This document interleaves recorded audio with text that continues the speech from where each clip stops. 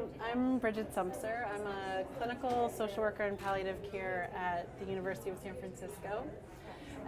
And my project is palliative care education for community social workers. So the majority of my work sort of up until this point has really focused on sort of differentiating and understanding primary and specialist palliative care social work. And this project sort of is a next step that argues that the majority of unmet needs of people living with serious illness are social and emotional, and that social workers by training are inherently aligned with palliative care practice and really well positioned to respond to those needs outside of healthcare. And so I want to develop... Or actually integrated with healthcare, right? Yeah. Thinking about meeting that the needs of people with serious illness are beyond their immediate healthcare body part needs, but they're holistic. And the social work plays an enormous role in part of the interdisciplinary team. Absolutely. Yeah. And so we see that in healthcare.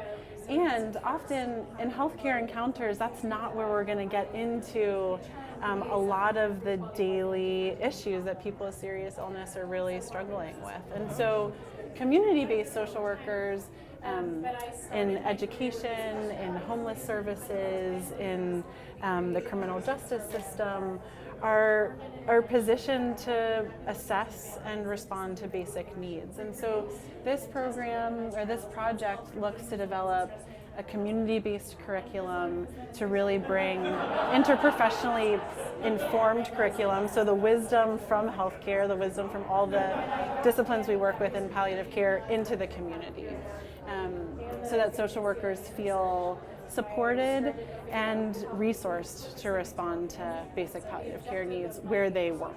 Yeah, that's great. That's great. Yeah. So you are one of the first social workers that have been accepted into the Sojourns Scholar Program. Yeah. What does that mean to you?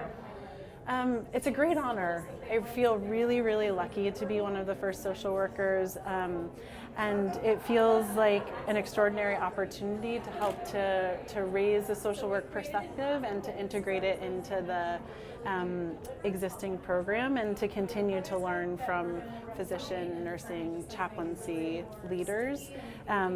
Really excited that there are also non-healthcare disciplines in our cohort, so we get to learn from the business side also, and communications. Yeah. How important is it to move social work into the community? How important is it to move palliative care into the community? Yeah. I think as we understand more that the unmet needs are not medical, there's deeply important medical needs and that need an interdisciplinary approach to their tending to. But we know that people live with serious illness in their community, right? They go to church, they go to school, they try to maintain their jobs. And so to have support built into everyday lives, I think is really essential. Right. I think it also pulls at some of the workforce challenges, which is that within healthcare, we will never have enough specialists. Right.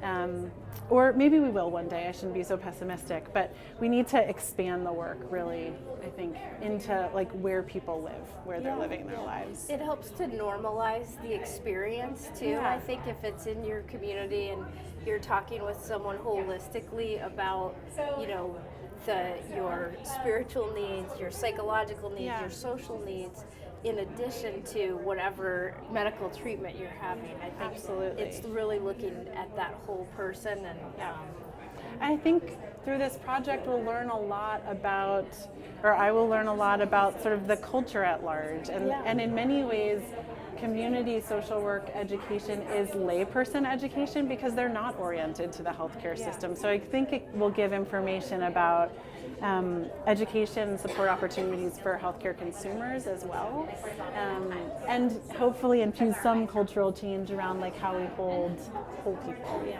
Did you learn about palliative care in social work school, or how did you become interested? Yeah, I did. So I sort of knew that I had some being with family and friends who were at the end of their life, I had some capacity in this space, and I didn't really know what it was about, so I wanted to explore that. And I was fortunate enough to end up at NYU for my master's in social work, which has a palliative and end-of-life care track. They're one of the few master's MSW programs that has that, and so I was really lucky to sort of get mentorship and academic support for this work right away. Yeah, that's great. Yeah. And what brought you to UCSF? So I went to school in New York. I fellowship trained in New York, but was from the Bay Area. I knew that I wanted to be at home there eventually. Yeah, and have just been so fortunate to end up at a place where there's really strong support for interdisciplinary, interprofessional work with great leadership and mentorship. It's really great. Yeah. What, in terms of this program, after 2 years, what do you hope your impact will be? That's a good and hard question. I hope to have built a foundation for how to talk about the role of community social workers in the care of seriously ill patients or people, more importantly, people. We're people first, yeah, right? Exactly. Before we're patients. That's part of the learning and the unlearning, right? It's like all the words we use over here and like what that actually means to a human being. Right. So to really have a solid foundation for how to talk about the role of social work at large in caring for people living with illness. And then I think to have gotten to build out my work and my ideas with the reflection of national leaders, with the reflection of my cohort, and have some idea about what the next 3 years or 5 years of work look like. That's great. Yeah. Well, we're really glad you're part of this little learning community. So. Yeah, I'm so happy to be here. It's wonderful. Yeah. This feels like it could be really impactful in our Thank you. space and honestly for improving the lives of everyday people. I think so. I hope so. I think so. Not enough of us to go around, and the fact that you talk about, right, like, oh, I was in one of the few programs that had this type of training. Yeah.